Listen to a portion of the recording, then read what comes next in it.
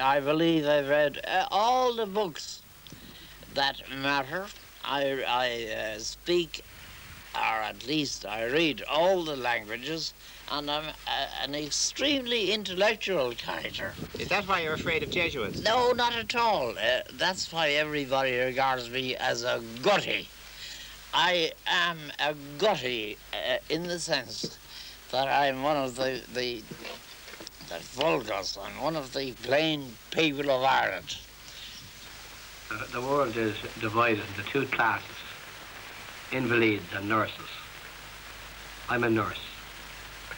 How do you make out you're a nurse and not an invalid?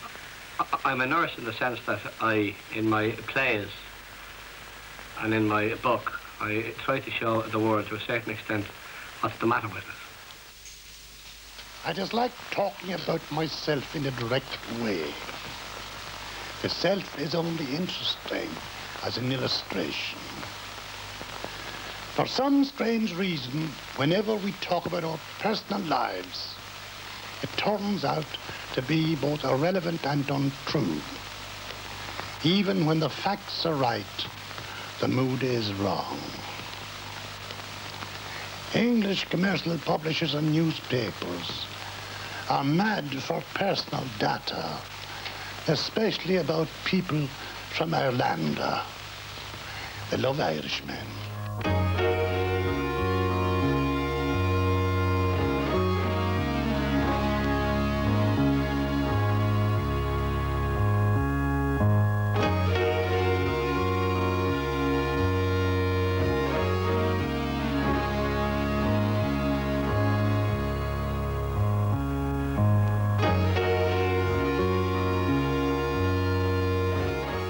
Dublin in the 1940s and 50s was an isolated and self-regarding place, largely cut off from the rest of the world by the war and Ireland's neutrality.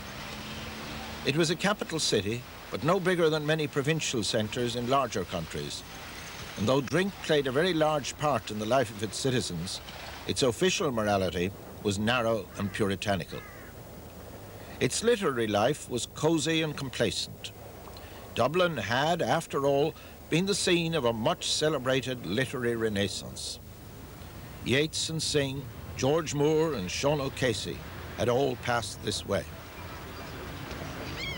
But it was understood that the great days were over. Genius had safely departed.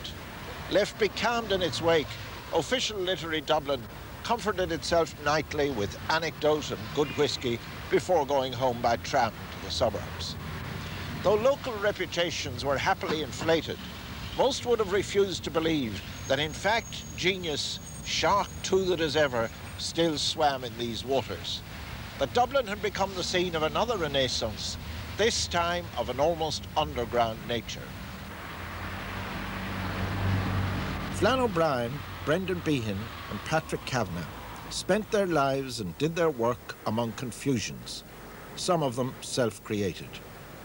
As a young poet, I lived in daily association with them, sharing many of their attitudes. Looking back now, I see the period which was closed by their untimely deaths as being one of those literary eras, the importance of which is only recognized when it is over. In the 1950s, not even all the great names of the past were equally well regarded. Though Dublin was happy enough about Yeats, it still felt quite uneasy about the scandalous James Joyce, a blasphemer who had spurned it. Nowadays, Joyce, important for tourism, is celebrated by an annual festival, Bloomsday, called after Leopold Bloom, the central character of his best-known book, Ulysses. In 1954, when Bloomsday was first celebrated, the proceedings were less public, confined in fact to a few friends who held Joyce in special regard. One of them, John Ryan, was lucky enough to possess a film camera. This was the first Bloomsday that we ever celebrated. And here you have Tony Cronin and Miles na Goppaleen. That's Miles in the background there, being helped into the cab. And this is Gorgon's pub, which is near here where I live. That's one of the Joyces, that's Tom Joyce. Miles na Goppaleen again. Patrick Kavanagh in the background. Kavanagh was the poet, Miles was the comic writer, Tom Joyce was a dentist, and as far as we could discover, never had read anything of Joyce. The outing was carefully planned by its principal organiser, Brian O'Nolan, otherwise known as a novelist, Flann O'Brien, otherwise as an Irish Times columnist, Miles Nagopaleen. There were, I think, no more than 6 people involved, including myself and, of course, Patrick Kavanagh.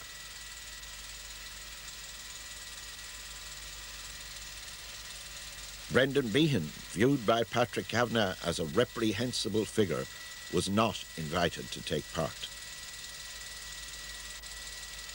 All the participants represented one or other aspect of Joyce's great book, Ulysses. The critic, A.J. Leventhal, being Jewish, represented Bloom. I, as a young poet, was his surrogate offspring, Stephen. Miles stood in for the ordinary Dubliners of the story. Kavanagh was Homer, present as an inspiration throughout. We were to retrace the route of the funeral procession, the descent into Hades, with which Bloom's adventures begin, with a stop-off at Sandymount Strand. But by the time we reached the Strand, things had begun to get rather disorganised. Miles had had what used to be called a brilliant career at University College Dublin, where he was the much-admired prodigy of a rather literary generation. Shortly after leaving, he published a book of amazing virtuosity, At Swim Two Birds, which dealt with the novel as a form in a nihilistic and destructive way.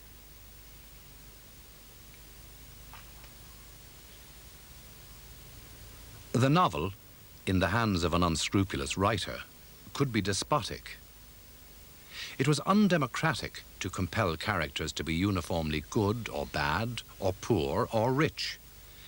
Each should be allowed a private life, self-determination, and a decent standard of living. Characters should be interchangeable as between one book and another. The entire corpus of existing literature should be regarded as a limbo from which discerning authors could draw their characters as required, creating only when they failed to find a suitable existing puppet. The modern novel should be largely a work of reference. Most authors spend their time saying what has been said before, usually said much better. Conclusion of explanation. That is all my bum, said Brinsley. There were 3 boys, and then I came along. And then there were 2 boys, Fergus and Kevin. Then 4 girls all in a row, and then 2 boys to end up. Oh, in the home, we always spoke Irish. Amongst ourselves, if people from outside came in, it was usually changed to English, for politeness' sake, of course. But we were so accustomed to speaking Irish that we had to make a real effort to speak English amongst ourselves. In fact, Miles and his brothers had learned to read English surreptitiously by reading the comics sold in his uncle's newsagent's shop. His father was a senior civil servant, and it seemed natural for the brilliant Miles to follow his example. Patrick Kavanagh came from a very different background. Born the eldest son of a part-time shoemaker who was also a small farmer in County Monaghan, his early poems had been praised by literary Dublin as the work of a primitive, an unlettered countryman with a natural lyrical gift. O stony grey soil of Monaghan, the laugh from my love you thieved. You took the gay child of my passion and gave me your clod conceived. You flung a ditch on my vision of beauty, love and truth. O stony grey soil of Monaghan, you burgled my bank of youth. Mullahinsha, Drummerill, Black Shanko, wherever I turn I see, in the stony grey soil of Monaghan, dead loves that were born for me. Although when I wrote Stony Grey Soil of Monaghan, it wasn't true like many another work of mine, it became true. Yet I was only about 30 when I wrote that. And of course I was wrong. There were no dead loves who were born for me in Monaghan. I came to Dublin in 1939. It was the worst mistake of my life. The Hitler War had just started. I had my comfortable little holding of Watery Hills beside the border. What was debated for a life? And yet I wasted whatever could have been my 4 glorious years begging and scrambling around the streets of malignant Dublin. The conversation in Poet's Pub had all the richness and copiosity that all Dublin conversation has. To me, even then, it was tiresome drivel between journalists and civil servants. And of course, they thought so much of poetry, they didn't believe in the poet hating. I am not, I assure you, complaining, merely stating a few ridiculous facts. It was all my fault. What was I doing there? Ah, well, we live and we sometimes learn. For most of the Dublin years, Patrick Kavanagh lived here at 62 Pembrook Road, a pleasant, tree-lined Victorian thoroughfare described as a jungle in one of his poems.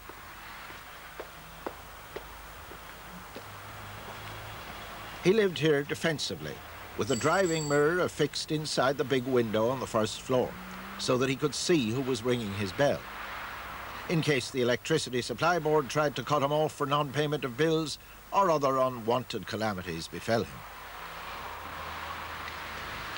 It was a mark of intimacy to be admitted here for whatever reason. I first came in, I think, 1950, and saw for the first time the battered sofa, the yellowing old newspapers and bits of discarded typescript that littered the floor, the tea leaves in the bath, the mountain of ash that spilled out of the grate.